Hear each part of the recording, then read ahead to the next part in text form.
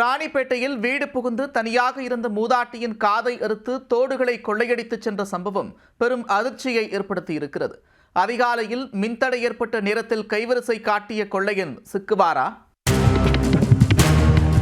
ராணிப்பேட்டை மாவட்டம் அக்ராவரம் அடுத்த மலைமேடு பகுதியை சேர்ந்தவர் சாலம்மாள். 70 வயதான இவரின் கணவர் முருகன் கடந்த 7 ஆண்டுகளுக்கு முன்பாக வயது மூப்பின் காரணமாக உயிரிழந்தார். இந்த தம்பதியின் மகள்கள் மற்றும் மகன் திருமணமாகி தனித்தனியாக வசித்து வருகின்றனர். இதனால் சாலம்மாள் அதே பகுதியில் குடிசை அமைத்து தனியாக வசித்து வந்துள்ளார். இந்நிலையில் அதிகாலையில் அந்த பகுதியில் மின்தடை ஏற்பட்டுள்ளது. அந்த நேரம் பார்த்து மர்ம நபர் ஒருவர் குடிசை வீட்டிற்குள் புகுந்துள்ளார். அடுத்த கணமே தூங்கிக் கொண்டிருந்த மூதாட்டியை தாக்கி அவரின் காதில் அணிந்திருந்த தோடுகளை பறிக்க முற்பட்டுள்ளார். அதிர்ச்சியில் உறைந்து போன மூதாட்டி கொள்ளையனிடம் போராடி உள்ளார்.